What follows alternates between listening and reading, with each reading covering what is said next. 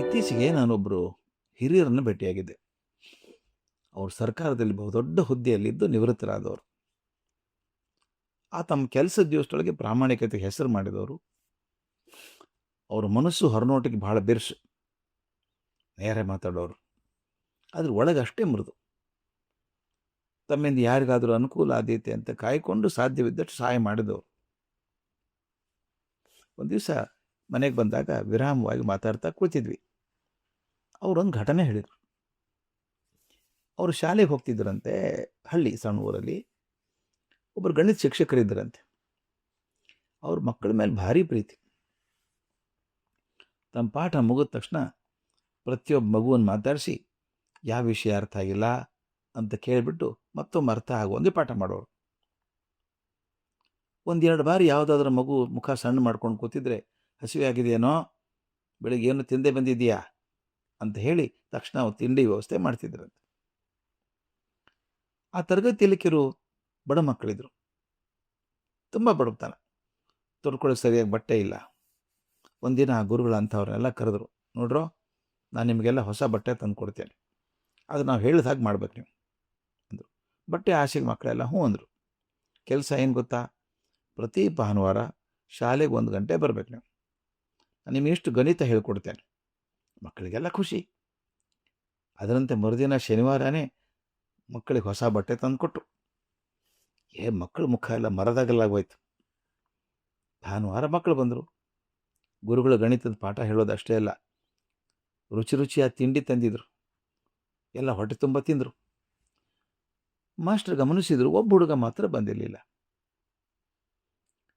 ಹೊಸ ಬಟ್ಟೆ ಕೊಟ್ಟಿದ್ರಲ್ಲ ಶನಿವಾರ ಅವನಿಗೆ, ಆದರೆ ಸೋಮವಾರ ಮತ್ತೆ ಬಂದಾಗ ಹರಕಲು ಬಟ್ಟೆ ಹಾಕ್ಕೊಂಡೇ ಬಂದಿದ್ದ. ಯಾಕೆ, ಏನಾಯ್ತು ಅವನಿಗೆ ಅದು ವಿಚಾರ ಮಾಡಿದಾಗ ಅವನ ಸ್ನೇಹಿತರು ಹೇಳಿದರು, ಸಾರ್, ಈ ಹುಡುಗ ಸಣ್ಣ ವಯಸ್ಸಿಗೆ ಜೂಜಾಡ್ತಾನೆ, ಇವ್ರ ಅಪ್ಪನೂ ಜೂಜಾಡ್ತಾನೆ. ಈಗ ನೀವು ಕೊಟ್ಟಿರಲ್ಲ ಬಟ್ಟೆ, ಅದನ್ನು ಮಾರ್ಕೊಂಡು ಭಾನುವಾರ ಜೂಜಾಡಿ ಸೋತಿದ್ದಾನೆ. ಶಿಕ್ಷಕರಿಗೆ ಬೇಜಾರಾಯಿತು. ಮರುದಿನ ಅವರು ಮತ್ತೊಂದು ಜೊತೆ ಹೊಸ ಬಟ್ಟೆ ತೊಗೊಂಡು ಅವನು ಕೊಟ್ಟರು. ಪ್ರೀತಿಯನ್ನು ತಿಳುವಳಿಕೆ ಹೇಳಿ, ಭಾನುವಾರ ತರಗತಿಗೆ ಬರಬೇಕಾ ನೀನು ಅಂತ ಹೇಳಿದ್ರು. ಅದು ಗೋಣಳ್ಳಾಡಿ ಸೋದ, ಆದರೆ ಭಾನುವಾರ ಬರಲಿಲ್ಲ. ಮತ್ತೆ ಮರುದಿನ ಹರಕಲು ಬಟ್ಟೆಯಲ್ಲೇ ಶಾಲೆಗೆ ಬಂದ.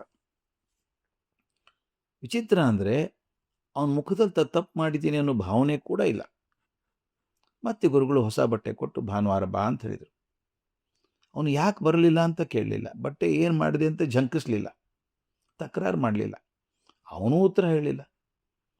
ಇದೇ ರೀತಿ 13 ಶನಿವಾರ ದಿವಸ ಬಟ್ಟೆ ಕೊಡೋದು, ತಿಂಡಿ ಕೊಡ್ತೀನಿ ಭಾನುವಾರ ಅಂತ ಹೇಳೋದು. ನನಗೆ ಕತೆ ಬಹಳ ಆಸಕ್ತಿ ಹುಟ್ಟಿಸ್ತು. ಮುಂದೇನಾಯಿತು ಸರ್, ಗುರುಗಳು ಅವನ ಆಸೆ ಬಿಟ್ಟಿರಬೇಕು, ಇಷ್ಟು ಸಲ ಕೊಟ್ಟರು ಅವ್ನು ಬರಲಿಲ್ಲ ಅಂದರೆ ಆಸೆ ಇಟ್ಕೋತಾರ ಅಂದು. ಈ ಉತ್ತರ ಕೊಡುವಾಗ ಮುಂದೆ ಕುಳಿತಿದ್ರಲ್ಲ ಹಿರಿಯರು, ಅವ್ರ ಕಣ್ಣು ತೇವಾಗಿತ್ತು, ಧ್ವನಿ ನಡುಗ್ತಾ ಇತ್ತು. ಅವರು ಆ ಧ್ವನಿ ನಡುಕದಲ್ಲೇ ಹೇಳಿದರು, ಇಲ್ಲ ಸರ್, ಕೊನೆಗೂ ಆ ಹುಡುಗ ಶಿಕ್ಷಕರ ಪ್ರೇಮದ ಸೆಳೆನಲ್ಲಿ ಸಿಕ್ಕಿಬಿಟ್ಟ. ನೋಡೋಣ ಒಂದು ದಿವಸ, ಯಾಕೋ ಗುರುಗಳು ತುಂಬ ಹೇಳಿದ್ದಾರಲ್ಲ ಅಂತ ಭಾನುವಾರ ಬಂದ. ಒಂದು ಸಲ ಬಂದವನು ಆ ಪ್ರೀತಿಗೆ ಸಿಕ್ಕಾಕೊಂಡ. ಪ್ರತಿ ಭಾನುವಾರ ಬಂದ, ಚೆನ್ನಾಗಿ ಓದಿದ. ತನ್ನ ಪ್ರೀತಿ ಮಾಡಿದಂಥ ಗುರು ಸಂತೋಷ ಪಡುವಷ್ಟು ಯಶಸ್ಸು ಪಡೆದ ಅಂತ ಹೇಳಿ ಕಣ್ಣು ಒರೆಸ್ಕೊಂಡ್ರು. ಅವರಿಂದಾಗಿ ಸರ್, ನಾನು IAS ಮಾಡಿದ್ದು, ಆ ಹುಡುಗ ನಾನೇ ಅಂತ ಬಿಕ್ಕಿದರು.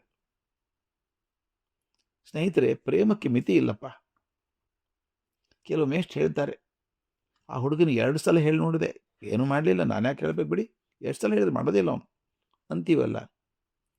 ಮನೇಲಿ ಮಕ್ಕಳಿಗೆ ಹಾಗೆ ಮಾಡ್ತೀವ ನಾವು? ಸ್ವಂತ ಮಕ್ಕಳಿಗೆ 2 ಸಲ ಹೇಳ್ತೀವ? 100 ಸಲ ಹೇಳ್ತೀವಿ. ನನ್ನ ಮಗು, ಅದು ನನ್ನ ಮಗು. ಆ ಶಾಲೆಯಲ್ಲಿ ಮಕ್ಕಳಿಗೆ ಏನು ಮಾಡ್ತೀನಿ ನಾನು? ಹೇಳಿದೆ ಸರ್, ಏನು ಕೇಳಲಿಲ್ಲ ಬಿಡಲಿಲ್ಲ, ನಾನು ಎಷ್ಟು ಮಾಡೋದು, ಕೇಳಲ್ಲ ಅವನು. ಅದು ಬೇರೆ ಮಗು ಅನಿಸ್ಬಿಡುತ್ತಲ್ಲ. ಇದನ್ನು ಕೇಳ್ತೀನಿ ನಾನು. 2 ಸಲ ಹೇಳಿದೆ, 3 ಸಲ ಹೇಳಿದೆ, ಅವನು ಕೇಳಲಿಲ್ಲ, ನಾನೇನು ಮಾಡಲಿ ಅನ್ನೋರಿದ್ದಾರೆ. ಆದರೆ ಸ್ನೇಹಿತರೆ, ಪ್ರೇಮ ಲೆಕ್ಕ ಎಣಿಸೋದಿಲ್ಲ. ಯಾವುದಾದ್ರೂ ತಾಯಿ ಮಗನಿಗೆ ಎಷ್ಟು ಸಲ ಬುದ್ಧಿ ಹೇಳಿದ್ದೇನೆ ಲೆಕ್ಕ ಇಟ್ಟಿದ್ದಾಳ? ಹೀಗಿದೆ ಜಗತ್ತು. ಕೆಲವರು ಬಹುಬೇಗ ಪ್ರೇಮಕ್ಕೆ ಸಿಗ್ತಾರೆ, ಇನ್ನು ಕೆಲವರು ಹೆಚ್ಚಿನ ಪ್ರೇಮ ಬೇಕು.